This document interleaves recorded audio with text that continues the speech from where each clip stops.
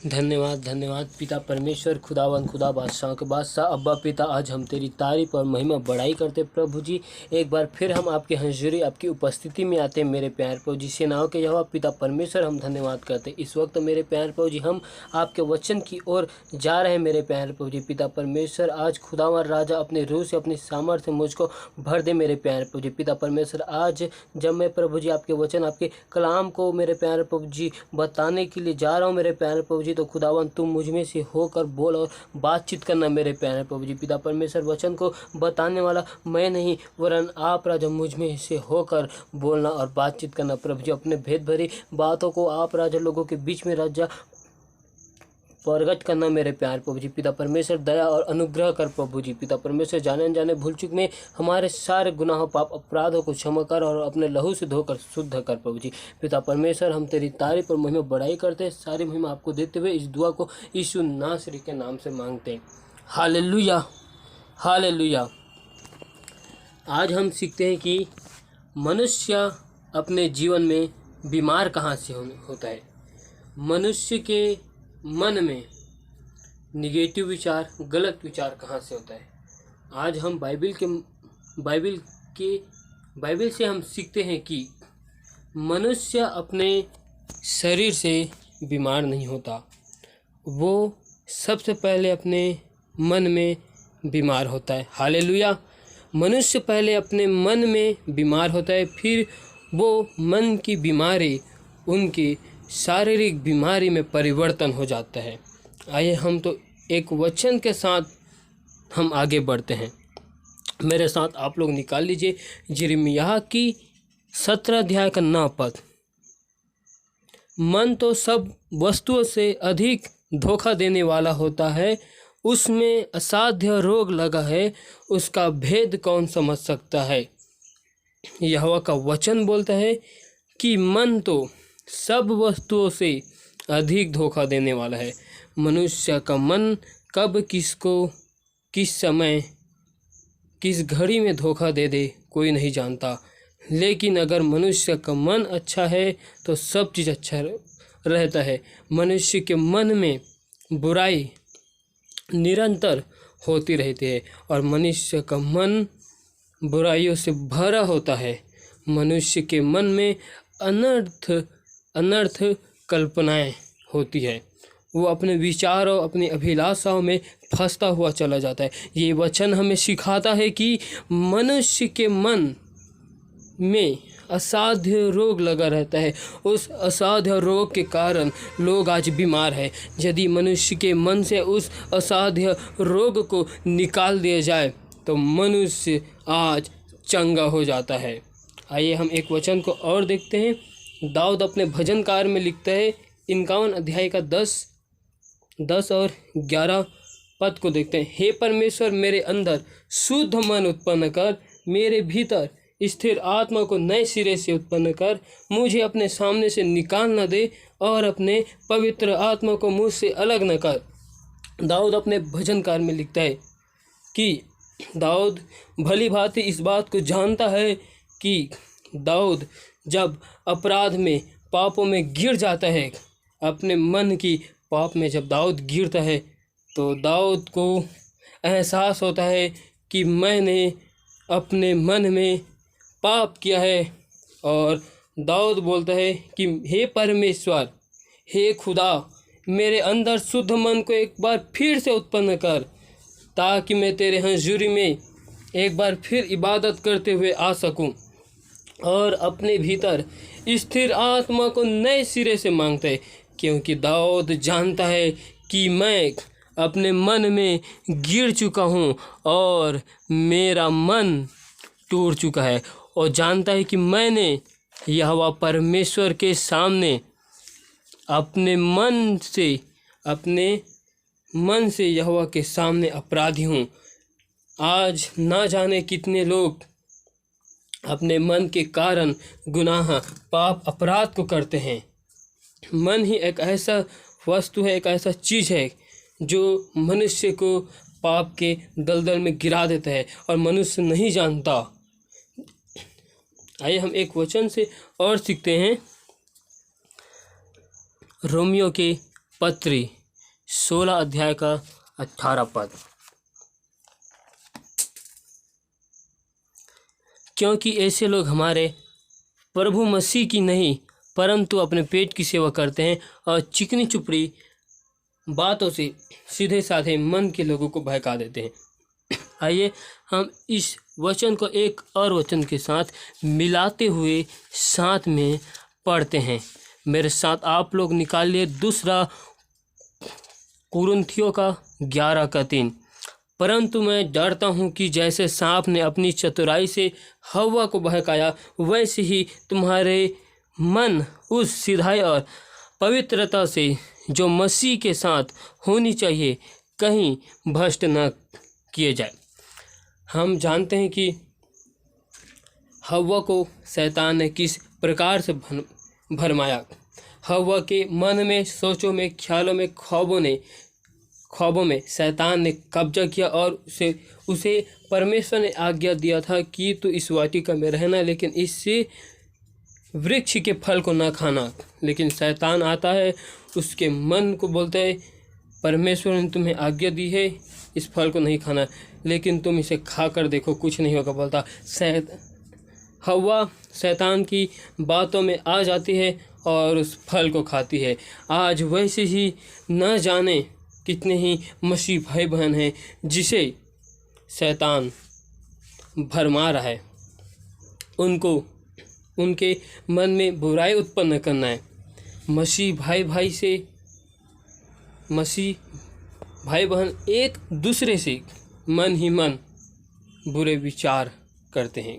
एक दूसरे के लिए वो घृणा करते हैं, लेकिन वो नहीं जानते। आज मैं आपको बता देना चाहता हूँ कि परमेश्वर बोलता है कि मन में असाध्य रोग लगा हुआ है। आज हमें खुदावन हजूरी की उपस्थिति में जाने की ज़रूरत है। जिस प्रकार दाऊद ने अपने भजनकार में लिखा है, दाऊद बोलता है, हे परमेश्वर मेरे अंदर शुद्ध मन को नए सिरे से उत्पन्न कर। आज हमारे मन में अगर कुछ गड़बड़ी होती है, आज हम अपने शरीर से बीमार है तो उसका इलाज करवा सकते हैं, लेकिन अगर हम मन से बीमार हो गए तो उसका इलाज करवाने के लिए कहाँ जाएं? सिर्फ एक ही रास्ता है, परमेश्वर प्रभु यीशु मसीह के पास आओ और घुटना टेक कर उससे दुआ करो और इस वचन को बोलो, हे परमेश्वर मेरे अंदर शुद्ध मन उत्पन्न कर और मेरे भीतर स्थिर आत्मा नए सिरे से उत्पन्न कर। परमेश्वर मन की रक्षा करेगा। फिर परमेश्वर और दाऊद अपने वचन में इसी में लिखा है 11 पद में, मुझे अपने सामने से निकाल न दे और अपने पवित्र आत्मा को मुझसे अलग न कर। दाऊद भली भांति जानता है कि मैंने अपने मन में परमेश्वर के विरुद्ध अपराध और पाप किया है, इसलिए मैं पवित्र आत्मा से अलग हो गया हूँ। दाऊद जानता है, इसलिए परमेश्वर से वो दुआ करता है कि मुझे पिता आप अपने से अलग न करें। दाऊद अपने मन की पापों के लिए परमेश्वर के सामने उसकी हजूर में जाकर उससे विनती करते हैं कि मेरे सारे गुनाह पाप अपराध को क्षमा कर। आज वैसे ही जब हम अपने मन से बीमार हो जाते हैं, आज हम शारीरिक रूप से मजबूत और अच्छे हैं, लेकिन हम मन से कई बार बीमार हो जाते हैं, तो हमें उस टाइम परमेश्वर की वचन और उसके कलाम की ज़रूरत है। परमेश्वर की वचन ही हमारे मन और हृदय को चंगा कर सकता है, क्योंकि यहोवा मन को खोजता है और हृदय को जांचता है, ताकि प्रत्येक जन को उसकी चाल चलन के अनुसार अर्थात उसके कामों का फल दे। यहोवा सबके मन की बातें को जानता है। आइए हम एक वचन को और देखते हैं, व्यवस्था विवरण 11 का 16 अध्याय। इसलिए अपने विषय में सावधान रहो, ऐसा न हो कि तुम्हारे मन धोखा खाए और तुम बहक कर दूसरे देवताओं की पूजा करने लगो और उनको दंडवत करने लगो। पिता इसमें खुदावन बोलता है। इसके साथ हम एक वचन को और मेल खाकर पढ़ेंगे, व्यवस्था विवरण 4 अध्याय का 9 पद। इसमें इस प्रकार से लिखा है, यह अत्यंत आवश्यक है कि तुम अपने विषय में सचेत रहो और अपने मन की बड़ी चौकसी करो, कहीं ऐसा न हो कि जो जो बातें तुमने अपनी आंखें से देखी उनको भूल जाओ और वह जीवन भर के लिए तुम्हारे मन से जाती रहे, किंतु तुम उन्हें अपने बेटे पोतों को सिखाना। मूसा इजराइल के लोगों को उपदेश दे रहा था, उन्हें परमेश्वर की विधि और नियम को सिखा रहा था। तो मूसा ने बोला, तुम परमेश्वर की आज्ञा, नियम, विधि को मानना और उनको मानने में चौकसी करना। और मूसा बोलता है, सबसे पहले तुम अपने मन की रक्षा करना, अपने मन की रक्षा करना। और बोलता है कि तुम अपने मन की रक्षा करना और तुम सावधान हो जाओ कि तुमको कोई भरमाने ना पाए। और मूसा बोलता है, क्या तुमने परमेश्वर ने आपके जीवन में जो बड़े बड़े काम किए, क्या आपने उस काम को भूल गए हो? वो बोलता है, मूसा, आज हमें अपने मन से जीतना है। शैतान आज हमें सबसे पहले मन में, विचार में, ख्वाबों में आकर कब्जा करते। वो जानता है शैतान कि हमें किस चीज़ में आकर वो गिराए। अगर हम अपने मन से ही गिर जाएंगे तो सब चीज़ों से हम गिर जाते हैं, सभी चीज़ों से हम हार जाते हैं। पिता परमेश्वर का वचन बोलते हैं, व्यवस्था 11:16, इसलिए तुम सावधान रहो, ऐसा ना हो कि तुम्हारा मन धोखा खाए और तुम बहकर दूसरे देवताओं की पूजा करो और उनको दंडवत करो। हम एक और वचन को देखते हैं, सुलेमान का हृदय परमेश्वर से बहक जाना। सुलेमान परमेश्वर से अत्यधिक प्यार करने वाला था। हम सुलेमान को जानते हैं। हम बाइबल में सुलेमान के बारे में पढ़ें कि सुलेमान ने परमेश्वर से विनती करके ज्ञान, बुद्धि और विवेक की समझ को मांगा और परमेश्वर ने उसे दिया। आप हमारे साथ 1 राजा 11 के 1 से 3 पद को देखते हैं। परंतु राजा सुलेमान फिरौन की बेटी और बहुत सी विजातीय स्त्रियों से, जो मोआबी, अम्मोनी, एदोमी, सिदोनी और हित्ती थी, प्रीति करने लगा। वे अन्य जातियों की थी जिनके विषय में यहोवा ने इजराइलियों से कहा था, तुम उनके मध्य में न जाना और न वे तुम्हारे मध्य में आने पाए। वे तुम्हारा मन अपने देवताओं की ओर निसंदेह फेरेगी। उन्हीं की प्रीति में सुलेमान लिप्त हो गया। उसके 700 रानियां और 300 रखेली हो गई थी और उसकी इन स्त्रियों ने उनका मन बहका दिया। हम सुलेमान के जीवन से सीखते हैं कि परमेश्वर ने सुलेमान को जो आज्ञा दी था कि तू उन जातियों के बीच में न जाना और वो तुम्हारे मध्य में न आए। परमेश्वर ने सुलेमान को पहले से बता दिया था, अपनी विधि, अपने आज्ञाओं को समझा दिया था।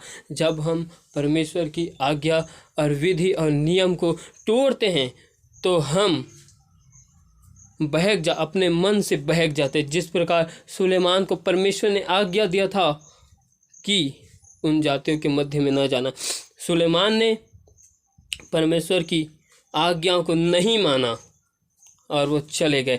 इसीलिए सुलेमान का मन बहक गया और उन सभी स्त्रियों ने सुलेमान के मन और हृदय को अपने देवी देवताओं की ओर फिरा लिया। इसी प्रकार से मूसा भी हमें बोलता है। मूसा ने जब इजरायली लोगों को उपदेश देने लगा तो परमेश्वर ने उन्हें कहा, तू मेरी विधि और मेरी आज्ञाओं को इन्हें सिखा दे ताकि इनका मन अपने परमेश्वर यहोवा में स्थिर रहे। लेकिन उन्होंने परमेश्वर के वचन को सुना, लेकिन परमेश्वर के वचन को सुनकर उनकी आज्ञाओं, विधियों में चलना आरंभ नहीं किया। इसलिए शैतान ने उनके मन को, उनके हृदय को बहका दिया। इसलिए परमेश्वर बोलता है कि तुम अपने मन की रक्षा स्वयं करो। तुम्हारे मन की रक्षा कोई नहीं कर सकता। तुम अपने मन की रक्षा तुम्हें स्वयं करनी चाहिए। अगर हम अपने मन की रक्षा करते हैं और हमें अपने मन की रक्षा करने के लिए परमेश्वर की हजूरी में आकर उससे दुआ करना है कि परमेश्वर तू मेरे मन की सदैव रक्षा कर और मेरा मन तेरे व्यवस्था की पुस्तक में दिन रात लगा रहे।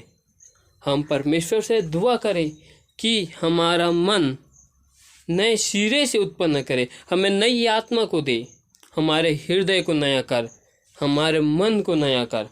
हम पिता परमेश्वर से मांगेंगे, क्योंकि मांगने वाले को मेरा स्वर्ग पिता अच्छी से अच्छी वस्तु क्यों नहीं देगा। क्योंकि खुदावन ने कहा है, मांगोगे तो फिर तुम्हें दिया जाएगा, और ढूंढोगे तो तुम पाओगे, और खटखटाओगे तुम्हारे लिए खोल दिया जाएगा। आइए हम एक वचन को और देखते हैं। व्यवस्था विवरण 28 अध्याय का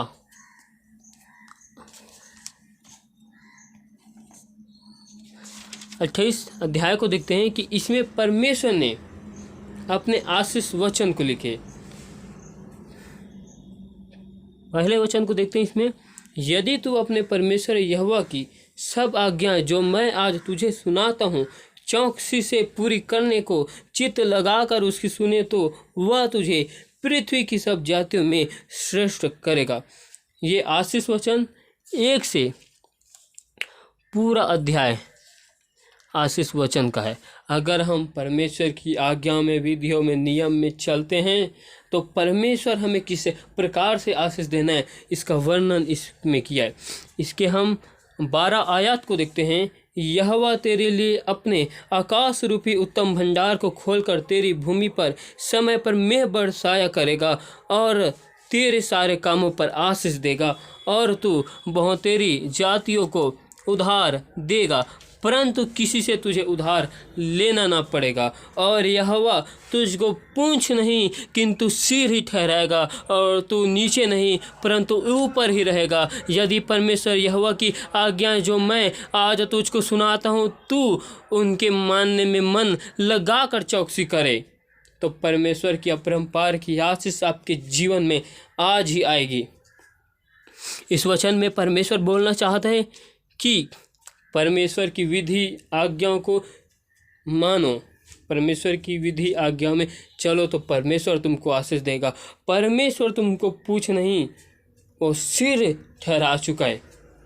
और हम परमेश्वर की वचन और आज्ञा में चलते हैं तो परमेश्वर में बढ़ते जाते हैं। लेकिन हम परमेश्वर की आज्ञा, वचन या कोई भी चीज़ को, एक आज्ञा को हम तोड़ देते हैं या आज्ञा का उल्लंघन करते हैं तो शैतान हमारे मन में कब्जा करता है और हमारे मन में परमेश्वर के विरुद्ध गलत विचारों को डालता है। Hallelujah, hallelujah. शैतान हमारे मन में गलत विचारों को डालता है और उस गलत विचारों में हम फंस जाते हैं। अपने दास दासी, अपने विश्वासियों के विरुद्ध में शैतान हमारे मन में कार्य करता है। हम उनके विरुद्ध निगेटिव बात बोलना चालू कर देते हैं। इसीलिए परमेश्वर बोलता है कि तू अपने मन की चौकसी करना।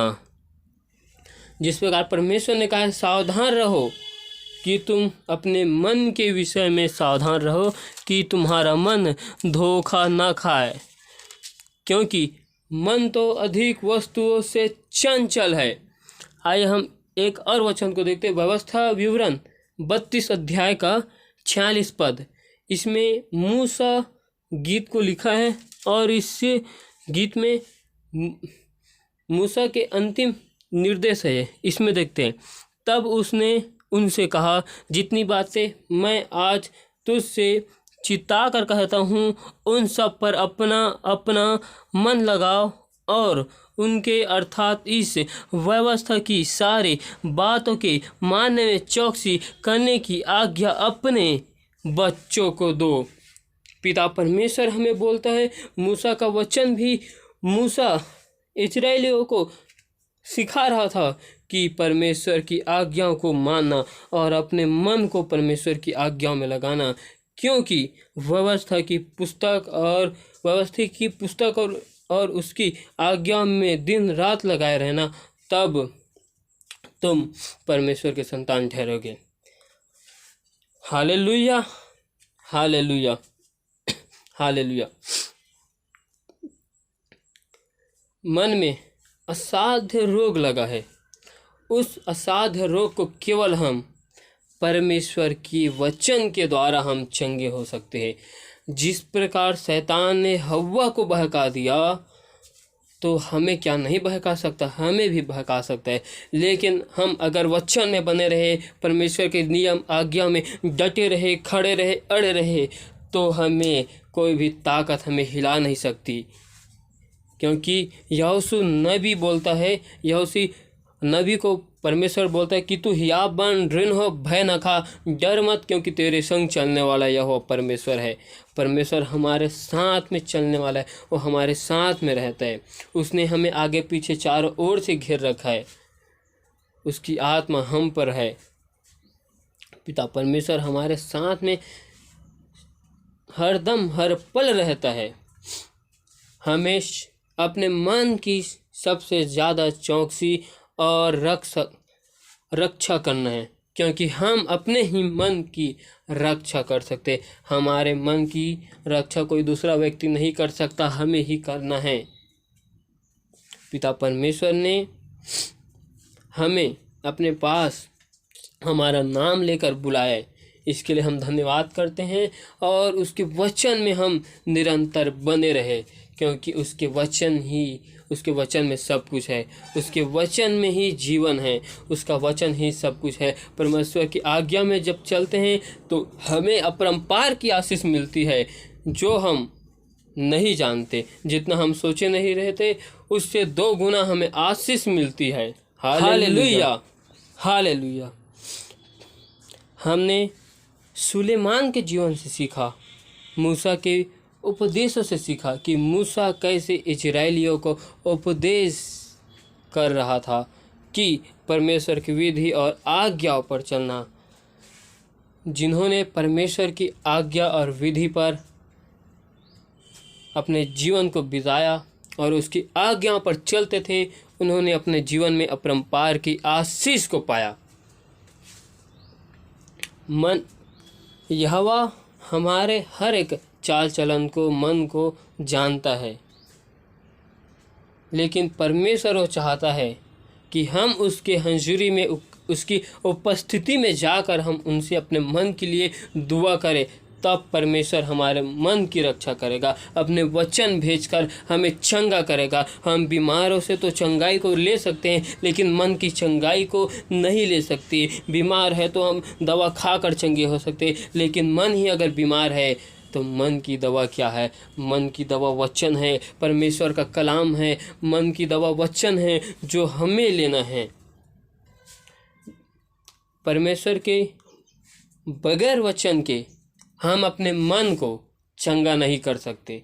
परमेश्वर जब तक अपने वचन को हमारे हृदय में नहीं भेजेगा, तब तक हमारा मन चंगा नहीं होगा। Hallelujah, hallelujah. आइए हम इस वक्त दुआ में जाते हैं।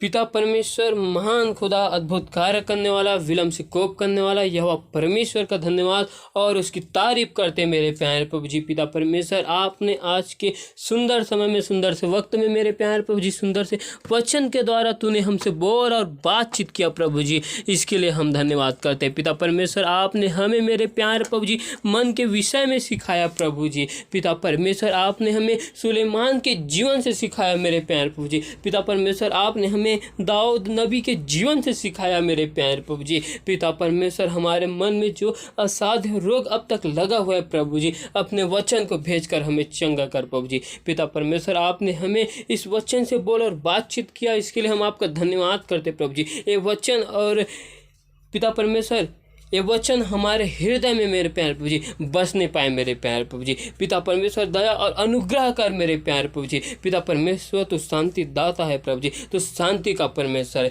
पिता परमेश्वर आज तू अपनी आत्मा को हम पर भेज प्रभु जी, क्योंकि तूने हमसे वादा किया प्रभु जी कि मैं तुम्हें एक और सहायक, एक और पवित्र आत्मा को दूंगा कहा है प्रभु जी। आज उसी सहायक, उसी पवित्र आत्मा को भेज प्रभु जी, ताकि हम मेरे प्यारे प्रभु जी आपकी आत्मा से भर जाए प्रभु जी। पिता परमेश्वर हमारे मन को चंगा कर प्रभु जी। पिता परमेश्वर हमारे मन के चंगा होने से मेरे प्यारे प्रभु जी हम सब चीज़ों में जय को हासिल कर सकते हैं, जय को हम अपने जीवन में देख सकते हैं मेरे प्यारे प्रभु जी। मन के शुद्ध होने से सब कुछ शुद्ध रहता है प्रभु जी। मन के चंगा होने से सब कुछ हमें अच्छा लगता है प्रभु जी। पिता परमेश्वर दया और अनुग्रह कर मेरे प्यारे प्रभु जी। पिता परमेश्वर आपने सुंदर से समय प्रभु जी आज के दोपहर में मेरे प्यारे प्रभु जी अपनी उपस्थिति में लाया, इसके लिए हम आपका धन्यवाद और तेरी तारीफ करते प्रभु जी, तेरे नाम की बड़ाई करते प्रभु जी। आपने इस वचन के द्वारा हमसे बोला और बातचीत किया प्रभु जी। ये वचन को अंधकार की कोई भी शक्ति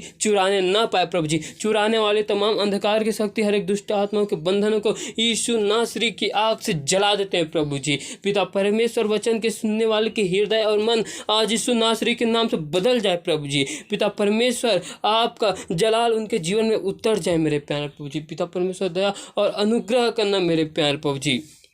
पिता परमेश्वर हम आपका धन्यवाद करते हैं प्रभु जी। सारी आदर और महिमा हम आपको देते हैं मेरे प्यारे प्रभु जी, कि आपने सुंदर समय में, सुंदर से वक्त में अपने वचन कलाम के द्वारा हमसे बोल और बातचीत किया प्रभु जी। इसके लिए धन्यवाद करते हैं। पिता, पुत्र, पवित्र आत्मा हम आपका धन्यवाद करते हुए इस विनती और दुआ को यीशु नासरी के नाम से मांगते हैं। आमीन, आमीन।